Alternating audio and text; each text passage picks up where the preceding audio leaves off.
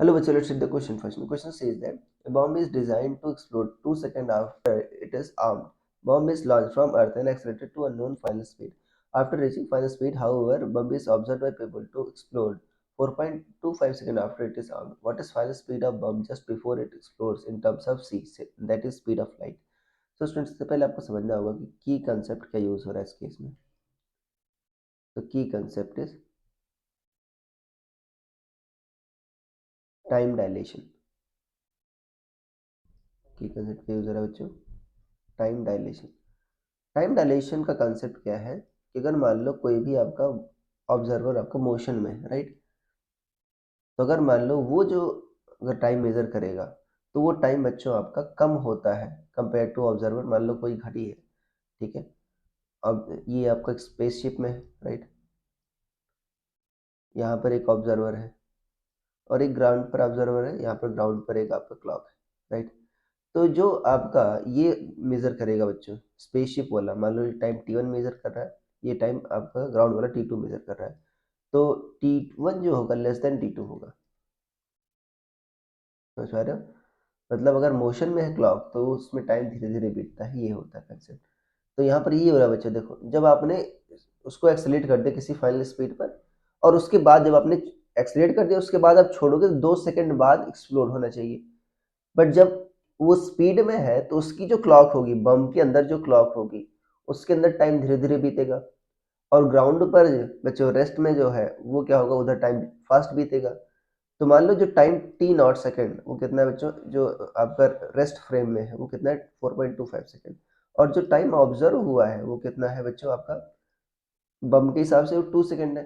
तो जो आपका टाइम मेजर्ड हुआ बम के हिसाब से वो बच्चों कम हुआ कंपेयर टू ग्राउंड ऑब्जर्वर. तो उसी कहते हो टाइम डायलेशन. और टी और टी नॉट में क्या रिलेशन होता है, T equal to T naught 1 - v² / c² in square root. तो मुझे v की वैल्यू बच्चे जो स्पीड है बम की, राइट, फाइनल स्पीड, उसकी वैल्यू c के टर्म से फाइंड करनी है.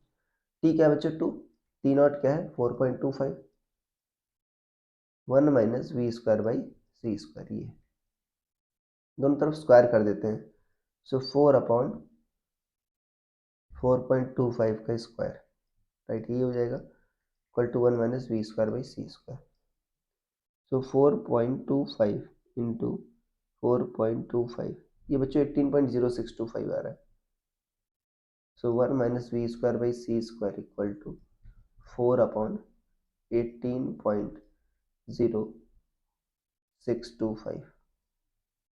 तो हम बच्चे डिवाइड कर देते हैं.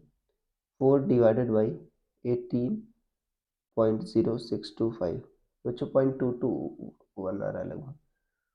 सो 1 - v² / c² आ रहा है लगभग आपका 0.22 अप्रॉक्सीमेटली इतना.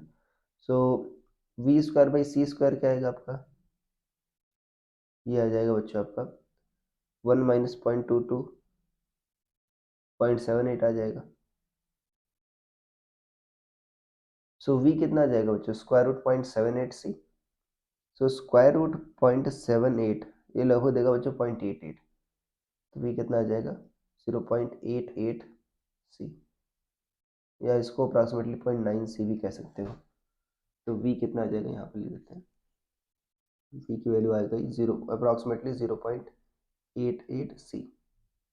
c क्या बच्चों, स्पीड ऑफ लाइट, ठीक है. तो ये this will be the answer, this is 0.88. So I hope you understood it well. Best of luck.